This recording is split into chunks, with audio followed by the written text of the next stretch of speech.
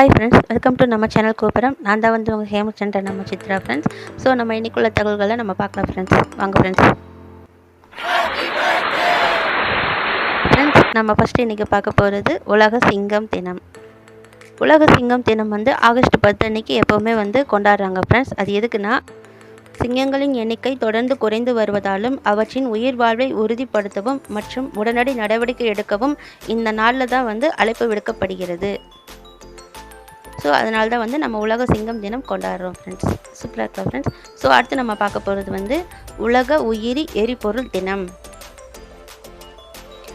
உயிரி எரிபொருளை தாவரங்களிலிருந்து அல்லது விவசாய, உள்நாட்டு அல்லது தொழிற்சாலை உயிரி கழிவுகளிலிருந்து தயாரிக்கலாம்.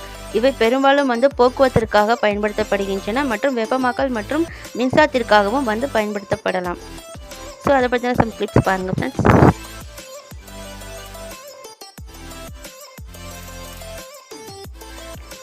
ஸோ உயிரி எரிபொருள் வந்து நம்ம வாழ்க்கையில் வந்து இரண்டரை கலந்துக்கிட்ட ஒரு பொருள் ஃப்ரெண்ட்ஸ். ஸோ அதனால் வந்து இந்த தினத்தில் வந்து உலக உயிரி எரிபொருள் தினத்தை வந்து கொண்டாடுறோம்.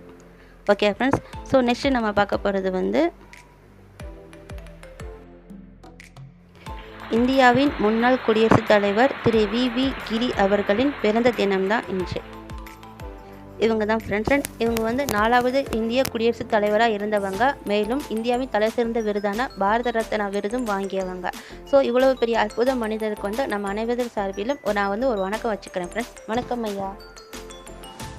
ஸோ இதே மாதிரி நம்ம சேனலில் வர எல்லா வீடியோஸும் கண்டிப்பாக பாருங்கள் ஃப்ரெண்ட்ஸ். உங்களுக்கு பயனுள்ளதாக இருக்கும். ஸோ சப்போர்ட் பண்ணுங்கள், சப்ஸ்கிரைப் பண்ணுங்கள். Thank you friends.